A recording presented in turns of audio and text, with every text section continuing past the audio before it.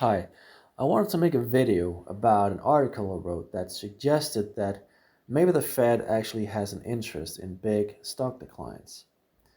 So the article starts with, let us be clear right away that the world's most important central bank, the US Federal Reserve, has only 2 points on its agenda: full employment and stable inflation. I want to note here that the full employment part is actually outdated. Now, today, the Federal Reserve only focuses on maximum employment. Now, that's a detail, but it is an important detail nonetheless. So the article reads on. Of course, in order to assess the state of affairs in the economy, the Fed uses a number of indicators and parameters that together form the basis for the decision making of monetary policy. Governor Jerome Powell said it bluntly, explicitly in the recent press conference. And here again, I want to note that this article is from February the 13th, so it's a couple of weeks old. Um, the article reads on. What's interesting is that the remark fell on a question about whether it impressed him that the stock market had fallen so sharply, precisely because of the prospect of the Fed facing a series of rate hikes. Now, the implied point is that the central bank has always had a particular eye on the bond and stock markets because financial markets are unrivaled economic indicators in themselves. The market is the result of the expectations of millions of decision makers for the future. And then the article mentions Alan Greenspan, who served at the head of the Fed from 1987 to 2006. And Alan Greenspan was at times so preoccupied with fighting stock market turmoil that it spawned the term the Greenspan put.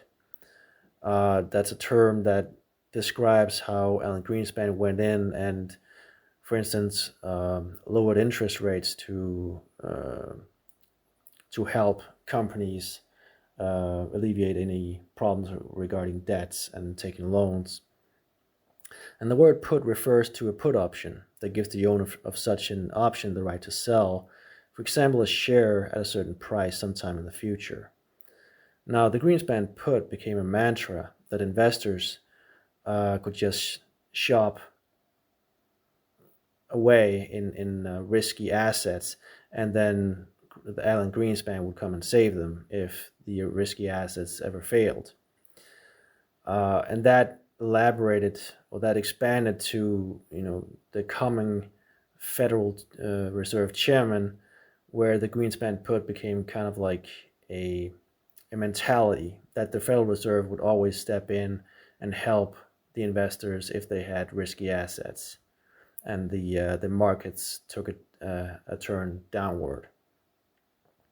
So, as the article also states, subsequent governors have gained a reputation for broadly expansive when financial markets are in trouble.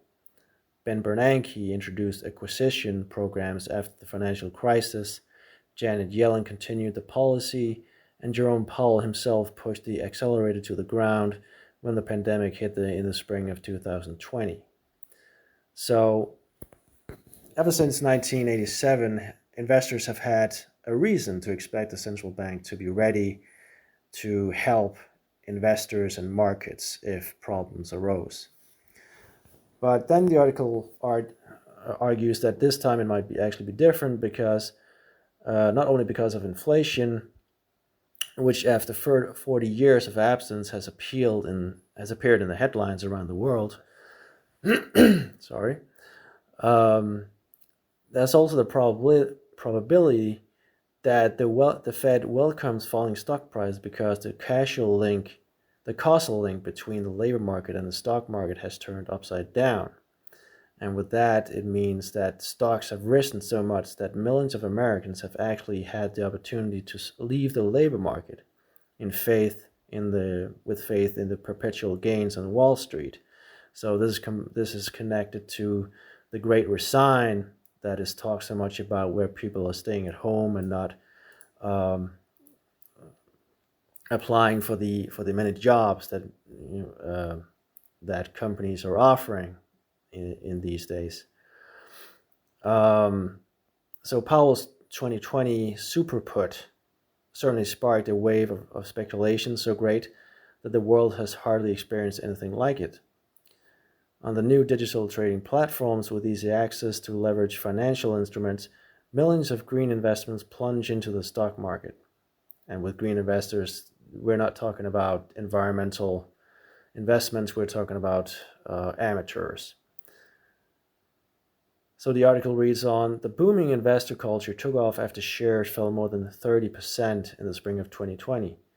Even with the most recent downturn in 2022, the broad S&P 500 index has doubled in value so far. And again, that shows how the stock market is really the leading indicator of growth in an environment where pretty much everything else is stagnating. So the article asks, what does that have to do with the labor market? Well, American economics is struggling with an unusual problem. And it's not about higher prices for products or groups or rising interest rates. It's the indications that the very core of the American dream has become a little rusty. American economics has always been characterized by mobility and flexibility that leaves reformist European politicians green with envy. But there's a lot of evidence that a lot of Americans don't want to work anymore. And that again refers to the Great Resign. The article reads, although companies are alluring with ever higher wages, Americans of working age are leaving the labor market at record rates. And here too, the figures are startling. Every month for more than a year, millions of Americans leave the labor market, and they're not coming back.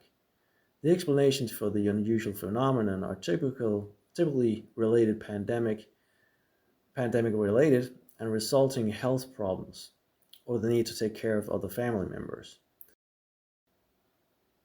However, in a country where early retirement is hardly part of the vocabulary, one has to wonder how this can be done financially. And then this is where the article argues that, well, people are relying on the profits from their stock investments. And then it goes to say that that's the movement that, the article could well imagine that the Fed is trying to stop.